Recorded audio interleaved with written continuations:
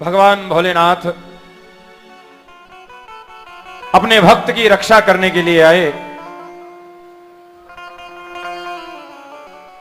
क्योंकि भगत के बस में हैं भगवान। भगवान जब भी आए अपने भक्तों के लिए आए, भगवान का कोई अपना प्रयोजन नहीं था।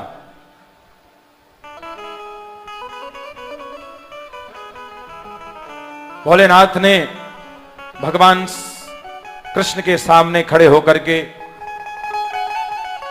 बाणासुर की प्रशंसा की और कहा, हे प्रभु, मेरे शिष्य बाणासुर को क्षमा कर दीजिए और बाणासुर की पुत्री उषा का विवाह भगवान के पौत्र अनिरुद्ध जी के साथ करवाया। बाणासुर ने कन्यादान किया, श्री कृष्ण को अपना संबंधी बनाया। भगवान भोलेनाथ आशीर्वाद देख करके कैलाश की ओर पधारे।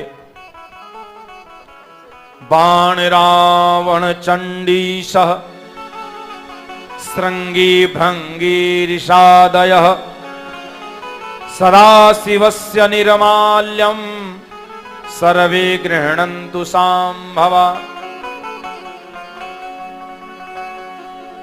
शिव निर्माल्य जो भगवान की पूजा का भाग होता है, इन गणों को दिया जाता है। बाण, रावण, चंडी, श्रृंगी, भृंगी आदि ऋषियों को, ये भगवान के विशेष गण हैं। भगवती मैया पार्वती ने महिषासुर नाम के दैत्य का उद्धार किया।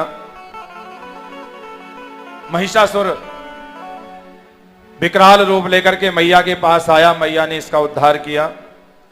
महिषासुर के पुत्र का नाम है गजासुर। गजासुर का जो स्वरूप था, इसका शीश तो मनुष्य के समान था, परंतु जो धड़ था वो हाथी के समान था, गज के समान। गजासुर का भगवान ने उद्धार किया और भगवान से गजासुर ने प्रार्थना की, हे भूत भावन भोलेनाथ, आपने मेरा उद्धार तो कर दिया, परंतु मेरी एक प्रार्थना है। आप इस प्रार्थना को स्वीकार करिए कि आप बाघंबर धारण करते हैं, परंतु वस्त्र के रूप में आज से आप गज चर्म को धारण करेंगे। तो भगवान ने गजासुर की चर्म को धारण किया है और गजासुर का उद्धार किया। भगवान ने अपना वस्त्र बनाया गजासुर की चर्म को। अनान्य राक्षसों को भगवान भोले बाबा ने उद्धार किया। भगवान भोलेनाथ के विविध अवतारों की आगे कथा सौनक जी कहते हैं। भगवान शिव के उन विविध अवतारों की कथा वर्णन करें जिसके द्वारा उन्होंने साधु पुरुषों का उद्धार किया। साधु पुरुष जो मन में यही भाव रखे कि जन का कल्याण कैसे हो, समाज में अच्छी व्यवस्थाएं कैसी हों, समस्त जातियां मिलकर के चलें, ये किस प्रकार हो। आज के समय में हम जातिवाद में भिन्न भिन्न हो गए हैं। हम समस्त सनातन धर्मी जब एक हो करके आगे बढ़ेंगे तो कोई अन्य धर्म हमारी ओर उंगली भी नहीं उठा सकता।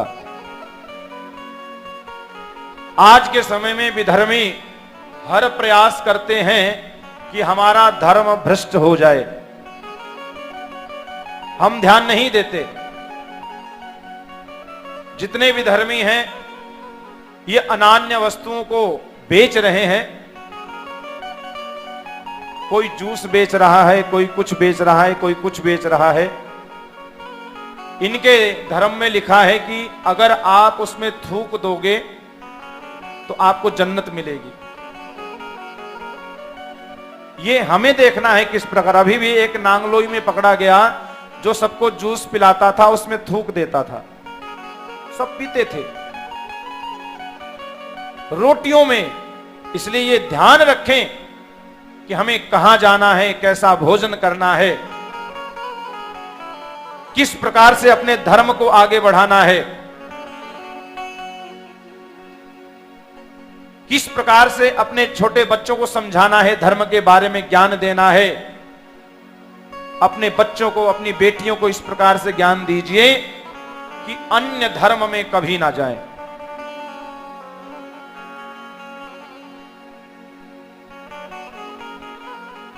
भगवान भोलेनाथ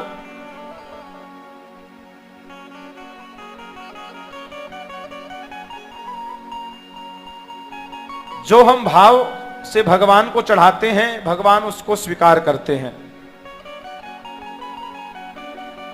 एकादशी आज है, तो भाव की जब बात आती है तो भगवान कहते हैं कि भावो हो विद्यते देवः, भाव में भगवान का वास है। जो वस्तु हमें अच्छी लगे वो भगवान को भी अच्छी लगती है, जो हमें अच्छी ना लगे वो भगवान को कदापि स्वीकार नहीं है।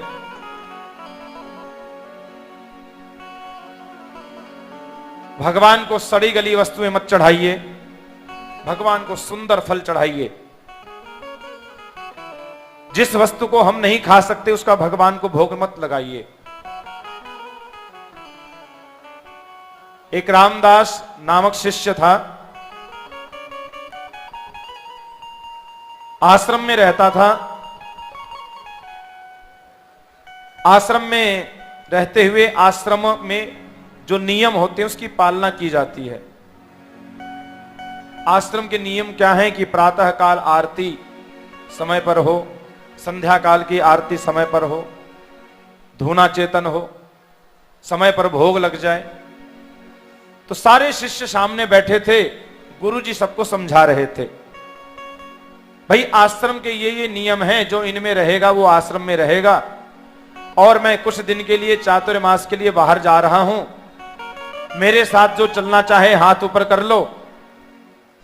तो सबने हाथ ऊपर कर लिया कि गुरुजी के साथ जाएंगे, मालपुआ मिलेगा, बढ़िया भोजन मिलेगा, जजमान के घर में बढ़िया सेवा होगी।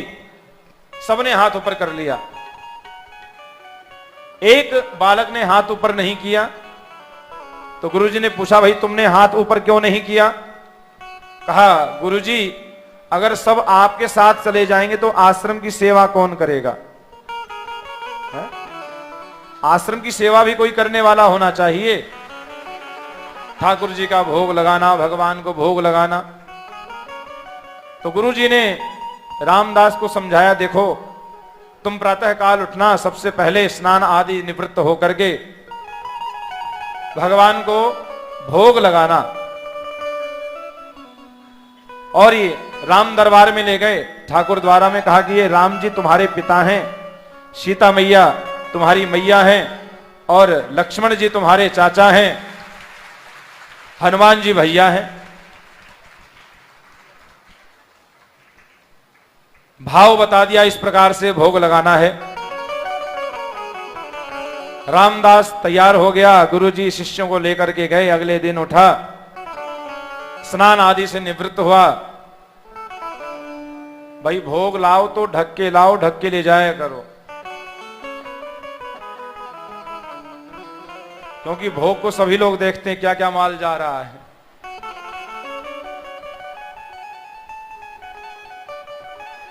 अब भोग लगाने आए तो सबको उसी पे नजर है।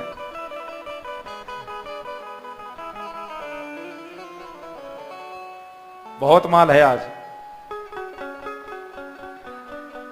रामदास स्नान आदि से निवृत्त हुआ, भोजन बनाया। गुरुजी ने कहा था 2 रोटी अपनी बनाना, 2 रोटी हम भी भोग लगाते हैं, 2 रोट भगवान के लिए बना लेना। 2 उसने बनाई और ढक करके रख दी। भगवान को भोग लगाने के बाद खा लूंगा, ऐसा विचार किया।